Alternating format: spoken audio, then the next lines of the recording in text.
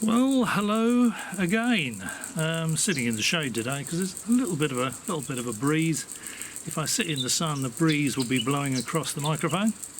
It's quite warm today; it's over 30 degrees. But there's nowhere near as much hot air here as I saw during that. I heard during that ridiculous hearing on the 13th, last Wednesday. Absolute bloody rubbish. Okay, let's set the timer.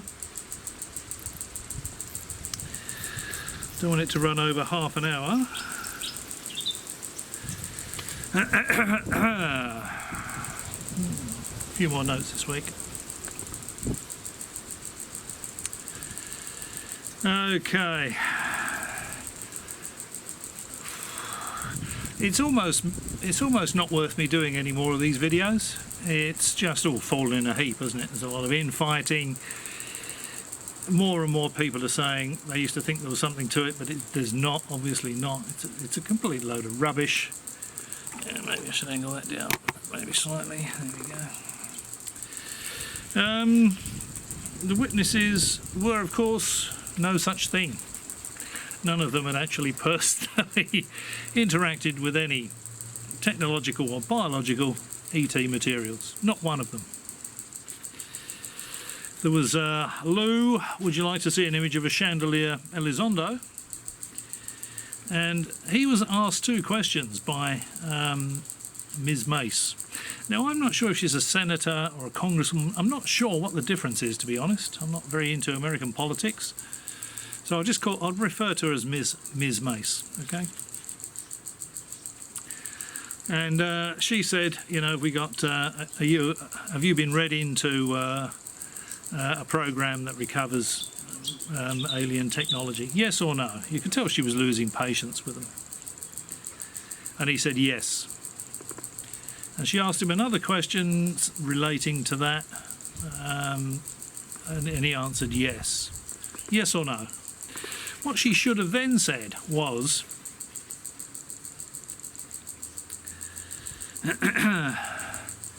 was ATIP a government-funded program?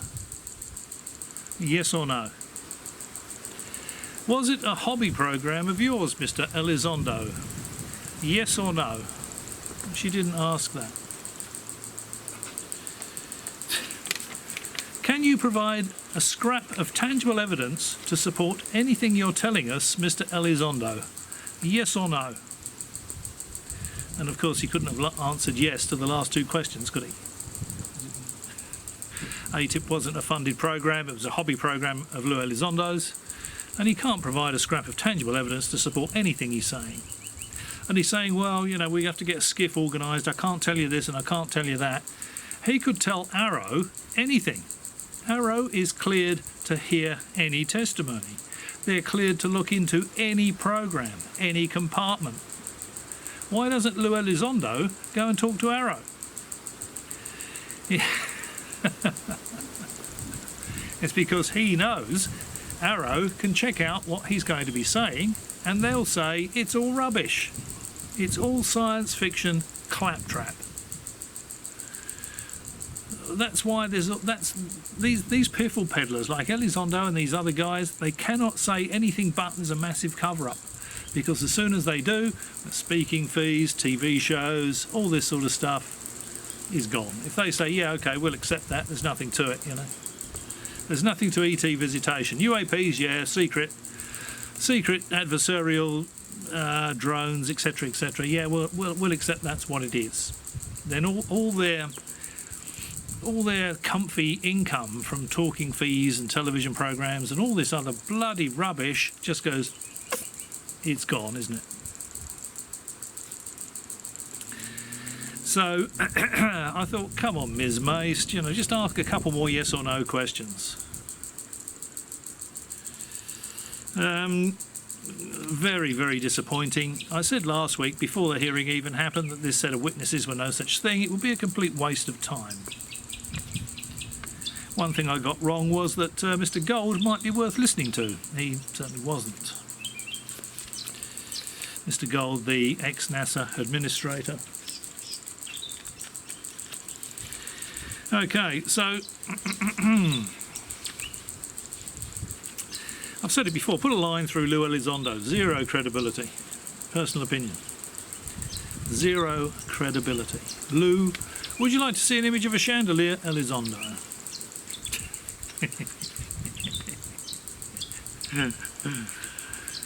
Yeah, oh dear. Admiral Galladay was there. Someone else I said would be a complete waste of time, and in fact he was.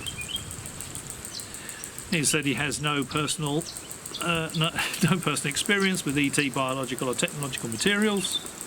He believes what he's been told by people he thinks are credible.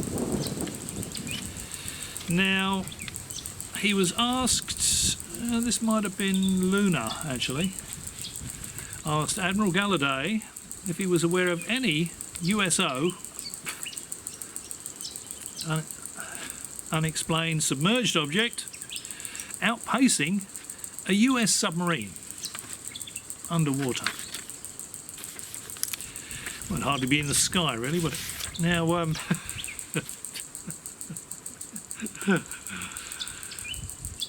he said he was told, Admiral Galladay was told, it must be true, he's there as an expert witness under oath, he was told. Ridiculous drivel, isn't it? By someone that he thinks is credible of an incident back in the 1980s when a USO outpaced a US submarine. He was told of something 44 years ago. This is one incident 44 years ago, okay? And we're told this is a clear and present danger. We should all be worried about these USOs and UFOs. This is one incident 44 years, back in the 80s, 40 years ago. And he says, back in the 1980s, there was nothing that could travel that fast at high speed underwater. And of course, the Admiral is completely wrong. Way back in 1977, the Russians deployed a Shkval, S-H-K-V-A-L, if you want to Google it, supercavitating torpedo, capable of 200 knots underwater. 200 knots underwater. Admiral Galladay tells us this fast-moving object under the water was detected in the North Atlantic. It doesn't say where in the North Atlantic. North Atlantic's a big place. You know, was it up around Iceland, up around that way? Greenland? Could it be the Russians, if they deployed it in 1977, they would have been testing it since the 1960s. You know, so there are objects that can travel underwater at 200 knots way back in 1977. So in the 1980s, if one of the American submarine detected one of these things, they'll go, wow, what on earth is that? We got nothing like that. I don't think they still have they, the Americans? Have they got supercavitating torpedoes? But they would have gone, what on earth is that, travelling at 200 knots underwater, you know. So I think that's what they detected. I think they detected the test of a Russian Shkval supercavitating torpedo. So I've said it before, put a line through Admiral Galladay, you know, he's full of bloody rubbish.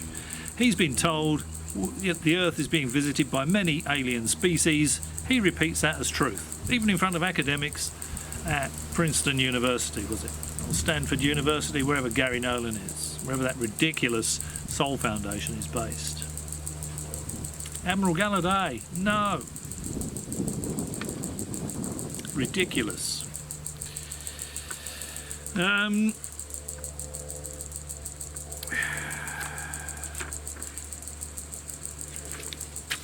Okay, then we have Michael Schellenberger. Super disappointing. I said put a line through Schellenberger, be a complete waste of time.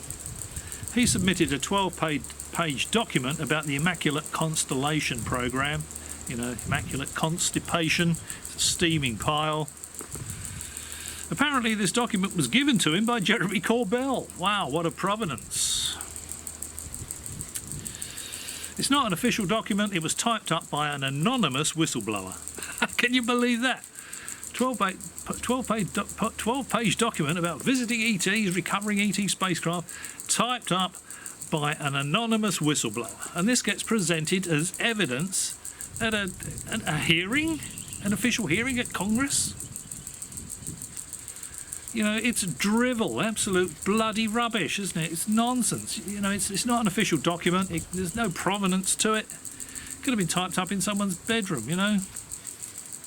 Just like the Admiral Wilson memo. There's zero credibility to any of this stuff. And apparently Jeremy Corbell was really upset that when it was presented at the hearing, the last page was missing, and that was a foreword by Jeremy Corbell. Well, maybe the foreword should have been at the beginning, but regardless, he said he gave the document to Schellenberger, and he was really upset that he didn't even get a mention. And when I looked at it, I saw Corbell and the others, the usual suspects, you know, sitting in the peanut gallery. Jeremy Corbell said, what was it, the quiet before the storm. Yeah. This was before the hearing started, of course. And it wasn't, pardon me, it wasn't even a storm in a teacup. It was a complete and utter waste of time. Exactly as I said it would be. So Schellenberger is presenting this immaculate constipation document, zero provenance, typed up by an anonymous whistleblower. It's arse paper, isn't it? It's not even worth considering. Yet Mace and Luna are considering this as, we got some evidence. Did I see that right? Makes you wonder what sort of calibre people you're getting in the American Congress, doesn't it? You know, it's just like the Wilson memo, arse paper. There's no provenance.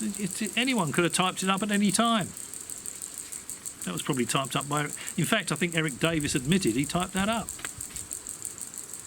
But you can't FOIA it. There's no provenance to it. Admiral Wilson said it never happened. It's like everything with this UFO stuff, you know. It's just drivel.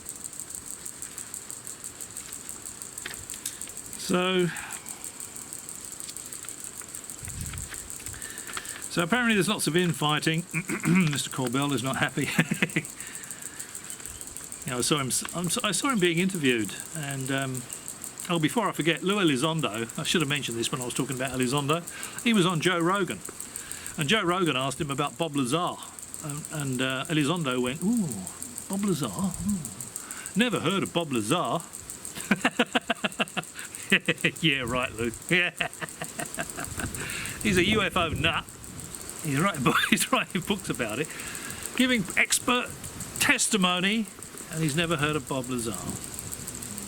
Maybe the infighting amongst the piffle peddlers is people trying to distance themselves from others that they think have been outed as piffle peddlers. Like, nobody believes Lazar anymore, you know. Nobody believes it. So now Elizondo is distancing himself, trying to distance himself from Lazar. So Corbell's upset with Mr. Schellenberger, and of course the Pentagon officially denied the existence of the Immaculate Constellation program. They said it's rubbish, doesn't exist. And of course they're jumping up and down. What do you expect them to say? What do you expect them to say? Can't say anything else, can they? It doesn't matter what they dream up. The government... I could dream up a program, and the Pentagon could deny it, you know, and they're going to say, oh yeah, that mumbling's right, you know, they really are back engineering alien spacecraft in the Australian outback.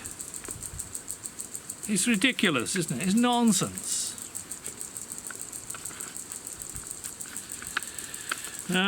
So put a line through Schellenberger, put a line through Galladay, put a line through Elizondo. Complete waste of time. Last one was Michael Gold, who was an ex-NASA administrator. Now, I couldn't believe what I heard.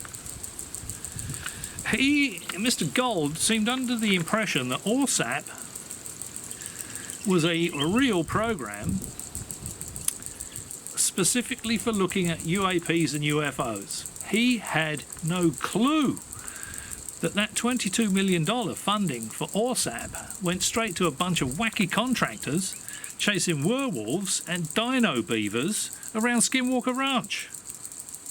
Has this Mr. Gold looked at this subject at all?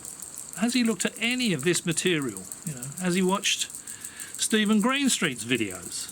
New York Post, Stephen Greenstreet's videos. Actually, I'll have to have a look and see what Mr. Greenstreet's saying about it. I would think he had as much of a laugh about it as I did. I was rolling around on the floor. I thought, this is ridiculous nonsense. So, yeah, I said it might have been worth listening to Michael Gold last week, but no. He's completely and utterly clueless, the NASA guy.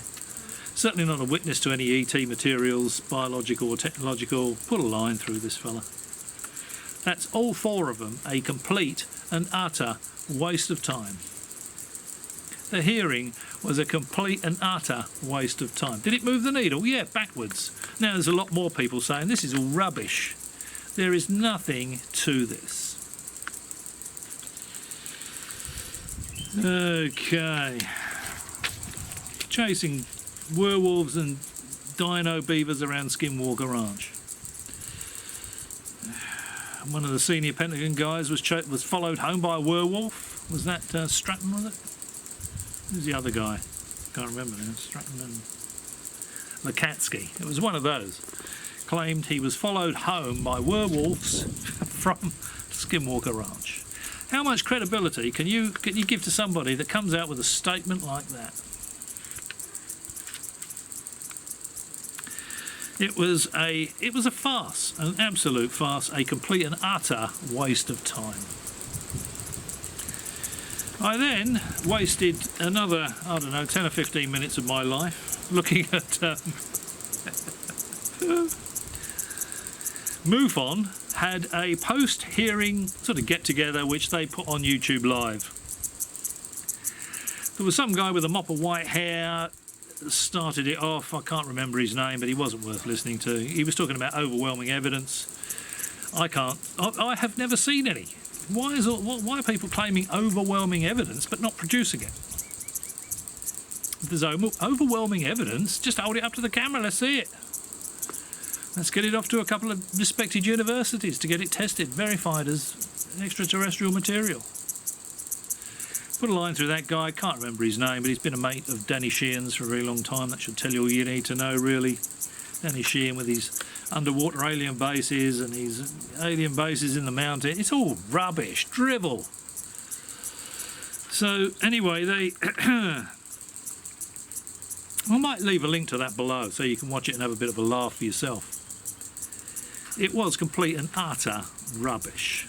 Danny Sheehan was telling everyone why no one was told anything. It's all super secret. No one was told anything at the hearing. And he's pushing for more hearings so he can get disclosure. He can't say anything else, can he? He can't say, yeah, okay, you know, we've got a special program within the Pentagon set up to investigate all this. They say it's all science fiction rubbish, but I'm not going to believe that. I'm going to keep pushing for disclosure because the only answer I'm interested in hearing is, yes, it's all true. I will not believe anything else. Doesn't matter how many director after director after director after director gets appointed to Arrow. If they say it's all rubbish, it's all science fiction drivel coming down to a core of people spreading these stories,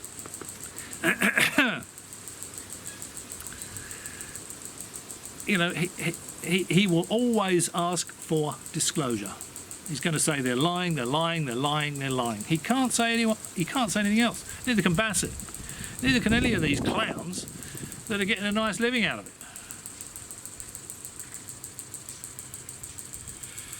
it. Yeah, you know, it's... And then we saw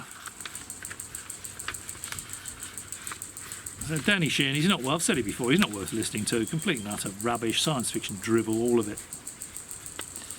There's nothing to disclose. Someone would have disclosed it and got their Nobel Prize by now. Said it before, you know, any academic would trample their mother to death if she stood between him and a Nobel Prize. Or that academic and a Nobel Prize. Him or her. No one has got any ET materials. Someone would have a Nobel Prize by now.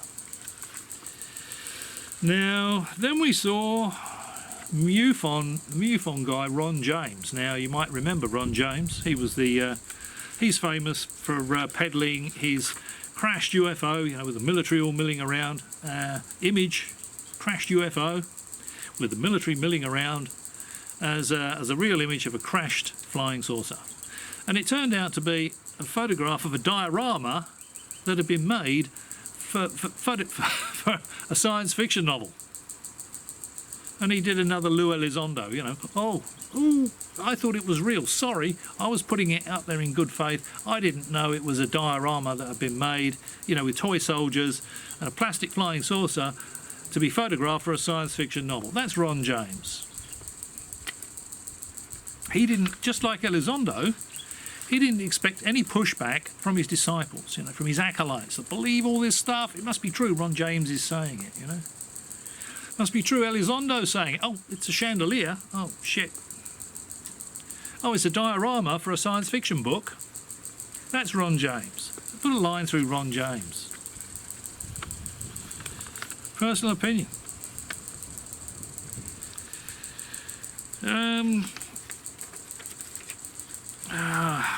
So Ron James and Lou Elizondo are now fully paid up members of the same backpedaling club.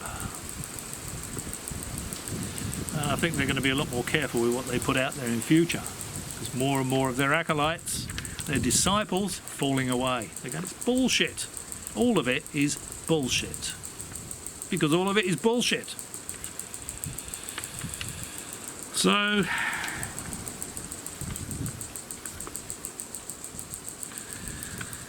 then we were introduced to... Oh yeah, first of all, Ron James tells us there's too much infighting in the UFO community. All stabbing each other in the back because they want to be the ones making the money out of it. Jeremy Corbell said, he doesn't want to go back to working in the real world. He can get up when he likes. He doesn't have to get up at 7 o'clock in the morning and go and teach yoga anymore. Richard Dolan, in his own words, says he's not interested in getting a real job. Tells you all you need to know about these people. There's too much infighting in the UFO community. So now MUFON and a couple of Paradigm Institutes, that's the Danny Sheehan Paradigm Institute and the Steve Bassett Paradigm Institute, are going to pool their resources. They're going to pool their resources. That sort of tells me that interest is flagging in this subject. More and more people are dropping away from it and saying it's all rubbish. Now there's not enough for each one of these little UFO clubs. That's what they are. So now they've got to pool their resources and become one sort of organisation, if you like. Or three organisations under one umbrella. A complete waste of time, of course. Now, because there's nothing for them to investigate. There's nothing for them to present.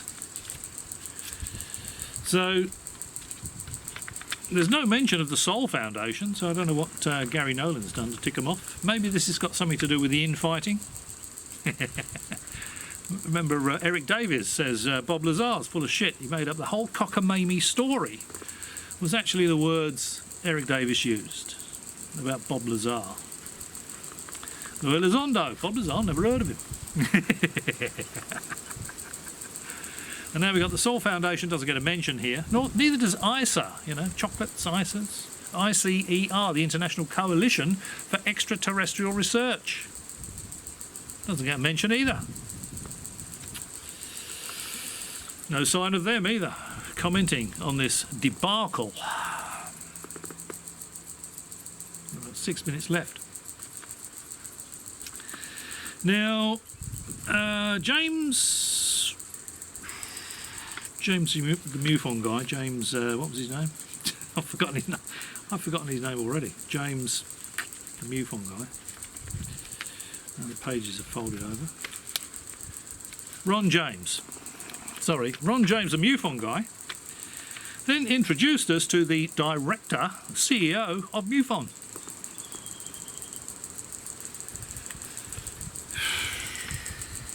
A fella called Dave McDonald,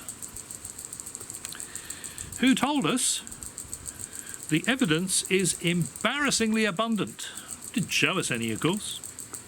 This is Dave McDonald, the CEO of MUFON, the boss. The evidence is embarrassingly abundant. I haven't seen it. He said, we have in our files medical reports signed off by the doctors who examined the bodies. Some of them weren't even living things. There were several of them that were androids. Think of Data in Star Trek. So they're humanoid and they're yellow. Okay.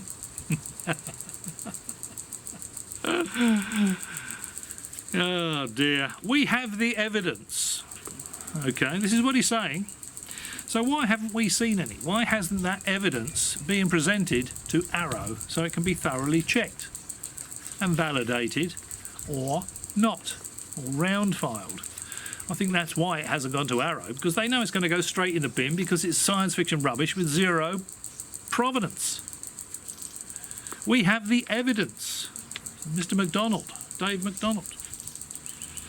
We have the drawings. We have sketches. Drawings and sketches. Not tangible evidence, is it? Drawings and sketches are meaningless. Anyone can draw an alien. You know, I've been interacting with this alien for 20 years. You know, there's a sketch of the alien. Here's a crayon drawing of the alien, the spacecraft. Meaningless.